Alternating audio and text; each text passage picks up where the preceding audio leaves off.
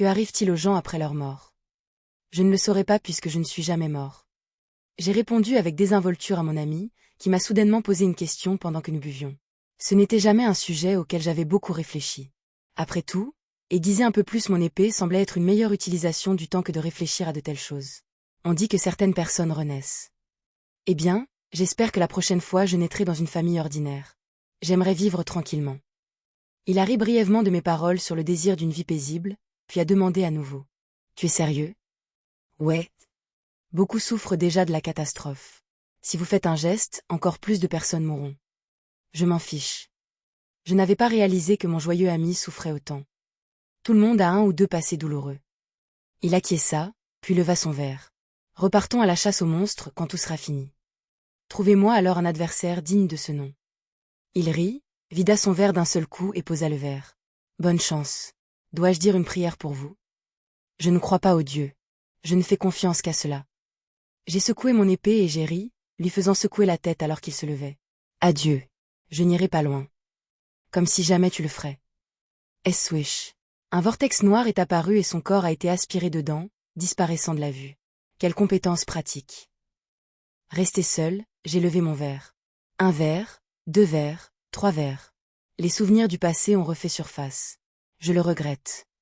Le territoire de Ferdium se trouve dans la partie nord du royaume de Ritania. C'était une terre pauvre et désolée située à la frontière du royaume, luttant constamment contre les barbares. Je suis né héritier de ce territoire. J'étais pathétique. J'ai vécu ma vie entièrement de plaintes, comparant constamment ma situation à celle d'autres enfants nobles. Les comparaisons engendrent l'infériorité. L'infériorité se traduit par des actions imprudentes, conduisant à des accidents, d'autres me montraient constamment du doigt et se moquaient de moi. Un scélérat, un fou, un maître d'épée enfermé. J'ai vécu toutes sortes de titres insultants jusqu'à. Finalement, j'ai fui ma famille en disgrâce. Les années ont passé pendant que j'errais en tant que mercenaire. J'ai peut-être eu de la chance, mais j'ai réussi à survivre malgré d'innombrables champs de bataille. Au fur et à mesure que j'acquérais des compétences, affrontant la mort à maintes reprises, ma renommée a grandi, tout comme mon désir de rentrer chez moi. Je pensais que tout irait bien si je retournais dans la famille à l'époque. Avec regret et culpabilité face à ma stupide jeunesse, j'ai pensé que je pourrais rentrer chez moi et aider grandement ma famille. Mais, à mon retour, ma famille et mes biens étaient déjà réduits en cendres. Je ne pouvais rien faire. Tout ce que j'ai fait, c'est courir. J'ai dû me cacher, abandonnant même mon noble nom, craignant le danger potentiel auquel je pourrais être confronté. Je devais devenir plus fort. Un nouvel objectif est apparu en moi. J'ai enduré des années de douleurs atroces, m'aiguisant comme une lame. J'ai lutté sans relâche contre d'innombrables calamités qui ont ravagé le continent. À un moment donné, les gens ont commencé à m'appeler par un nouveau nom. Le roi des mercenaires. Et finalement, je me suis retrouvé parmi les 7 personnes les plus puissantes du monde, dans la position glorieuse connue sous le nom de cette plus forte du continent. À ce moment-là, je ne manquais de rien dans la vie, avec d'innombrables subordonnés, une renommée inégalée et les compétences nécessaires pour tout soutenir. Mais ce n'était toujours pas suffisant. Cependant, j'ai toujours ressenti une soif insatiable. La chute de ma famille, les regrets de ma jeunesse et les prises de conscience arrivaient trop tard. Chaque nuit, mon passé me tourmentait et je ne pouvais pas dormir sans boire. Ma famille et mes amis disparus depuis longtemps, les habitants de mon pays, ils ne reviendraient jamais. Je le regrette. Les guerres n'étaient pas encore terminées. Les catastrophes qui ont balayé le continent ont baigné le pays dans le sang et les cris d'angoisse de la population n'ont jamais cessé. Mais mon cœur ne pouvait plus contenir ces cris. Il est temps. Il était temps de mettre de côté mes regrets, ne serait-ce que pour un instant. Il me restait encore une chose à faire. Parce que j'étais encore trop faible, toujours pas assez, toujours trop prudent. Encore. J'avais toujours trouvé des excuses, reportant ce que je devais faire. Vengeance. Oui, le moment était venu de se venger de ceux qui avaient détruit ma famille. Le vide me rongeait de l'intérieur. Je ne pouvais plus tarder. Leur sang remplirait le vide en moi. J'ai posé le verre d'alcool et j'ai saisi mon épée. Le roi des mercenaires, Gisèle, avait levé une armée. La nouvelle selon laquelle quelqu'un classé parmi les 7 plus forts du continent marchait à la guerre a choqué tout le monde. Bien que Gisèle soit considérée comme la plus basse des 7, la valeur stratégique du roi des mercenaires était considérée comme égale à la force militaire d'une nation entière. Ah, pourquoi le roi des mercenaires a-t-il fait un tel choix? Avec les guerres en cours, les actions de Gisèle ont suscité la fureur de nombreuses personnes. Pourquoi provoquer des conflits internes maintenant, de tous les temps? En réponse, il révéla le nom et la lignée qu'il avait cachés depuis si longtemps. Pour moi, venger ma famille est plus important. La cible de sa vengeance était le royaume où résidait autrefois sa famille, le royaume de Ritania. Gisèle a pointé son épée sur la patrie qu'il avait quittée il y a longtemps. Attirée par sa réputation renommée, Beaucoup ont afflué pour rejoindre la guerre. Parmi eux se trouvaient les fidèles subordonnés de Gisèle et ceux désireux de saisir une opportunité dans le chaos, tous levant leur épée à ses côtés. Mon seul objectif est la destruction de Rithania. Rithania était connue comme une puissance militaire, mais Gisèle, l'une des 7 plus fortes du continent, était tout aussi redoutable. Guilain avait saccagé le royaume, brisant tout sur son passage avec une force écrasante. Cependant, son avance se heurta soudain à une résistance farouche. Étrange. Des individus puissants, dont Guilain ne connaissait même pas les noms auparavant, ont commencé à apparaître les uns après les autres, lui bloquant le chemin. Mais ces gens n'étaient pas de Rithanie. Pourquoi ceux qui n'avaient aucun lien avec le royaume se mettaient-ils sur le chemin de Guilain? Il se passe quelque chose. Mettant de côté ses soupçons, Guilain les abat calmement un à un tout en avançant. Il devait mettre fin à la guerre rapidement s'il voulait gagner. Mais avec l'apparition soudaine de ces puissances cachées, ses plans furent bouleversés. Alors que la guerre se prolongeait, les finances du royaume se détérioraient rapidement. Beaucoup de ces mercenaires, fidèles à leur nature, ont commencé à l'abandonner alors qu'ils calculaient les gains décroissants. Puis survient un événement décisif qui scelle l'issue de la guerre. Le noble chevalier, Éden, l'un des 7 plus forts du continent, avait rejoint la mêlée. La balance de la victoire pencha rapidement en faveur du royaume. Finalement, Guilain fut contraint de s'agenouiller devant ses ennemis lors de la bataille finale. Carto. Non, votre vrai nom était-il Guilain? Alors voilà comment ça se termine, dit Éden en riant avec amusement.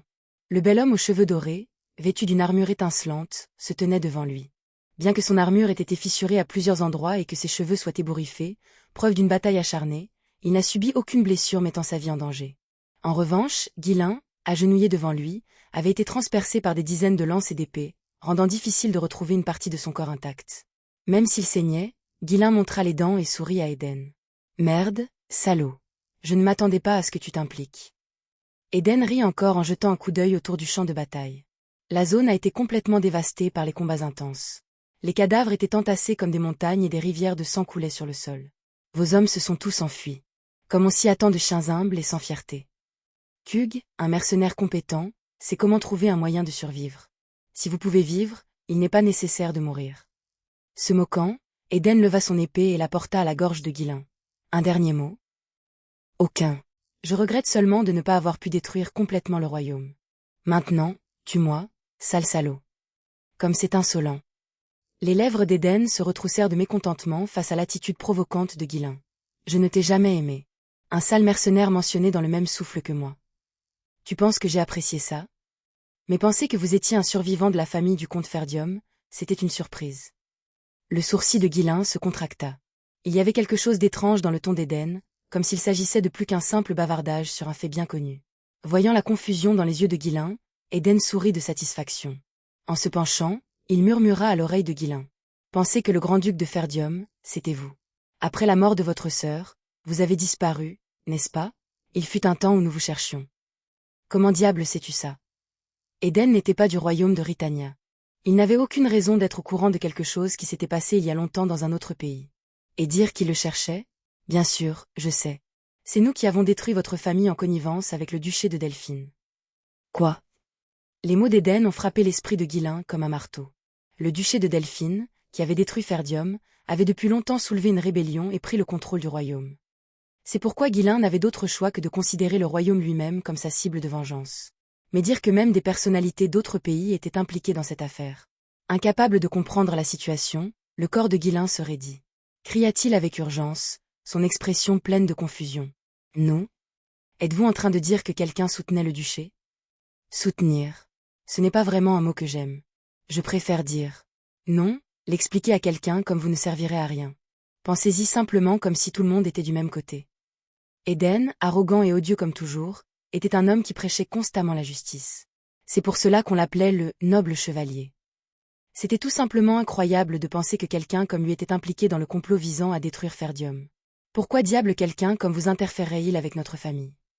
Ce n'est même pas un fief dans votre pays. Le monde ne fonctionne pas aussi simplement.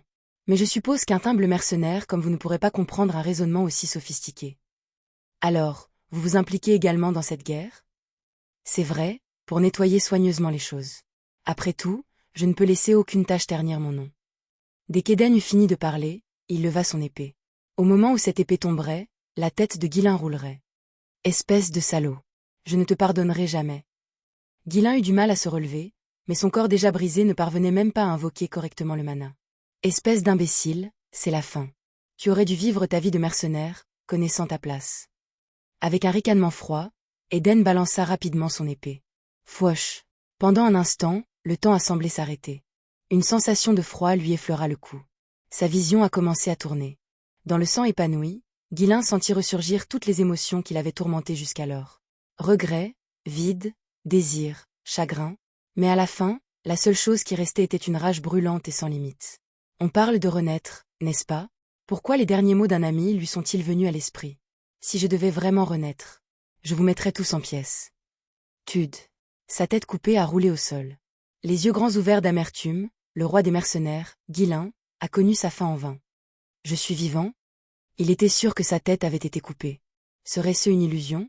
Ghislain ouvrit prudemment les yeux sans bouger son corps. Une tente? Ce qu'il a vu était une simple tente militaire, du genre généralement utilisé dans les camps. Ai-je été capturé? À en juger par le manque de présence autour de lui, il semblait qu'il était le seul à l'intérieur de la tente. De plus, il n'était pas attaché. Comme c'est arrogant de leur part. Pour me laisser comme ça. Il semblait qu'il avait grandement sous-estimé. Le laisser ici sans même l'attacher. Il essaya prudemment de rassembler son mana, mais l'immense mana qu'il brandissait autrefois, comme un vaste océan, ne pouvait plus être ressenti du tout. Est-ce qu'ils m'ont fait quelque chose après tout? Il a lentement soulevé le haut de son corps et inspecté son environnement. Une épée? Une épée était appuyée contre le côté du lit simple. Et, ils doivent vraiment penser que je suis une blague. Même s'il ne pouvait pas utiliser son mana, la maîtrise de l'épée qu'il avait perfectionnée au fil des années n'avait pas disparu. Avec une seule épée, il pouvait tuer des centaines de soldats réguliers. Je ne sais pas à quoi ils pensent, mais je vais leur faire le regretter. Le mana était quelque chose qu'il pouvait récupérer après s'être échappé de cet endroit. Bruissement. À ce moment-là, il sentit quelqu'un s'approcher de l'entrée de la tente. Ghislain se rallongea rapidement et ferma les yeux. Un soldat est entré, portant quelque chose. À en juger par l'odeur savoureuse de la soupe, il semblait qu'il lui apportait un repas. L'odeur de la nourriture lui donnait un peu faim, mais ce n'était pas le moment de se laisser distraire par de telles choses. Alors que le soldat tournait le dos pour préparer le repas, Ghislain dégaina rapidement l'épée et bougea comme l'éclair. Chut, si tu réponds docilement à mes questions, je te laisserai vivre. Après une brève hésitation, il ajouta doucement, peut-être. Le soldat, surpris par l'épée sur sa gorge, s'effondra bientôt comme s'il était résigné.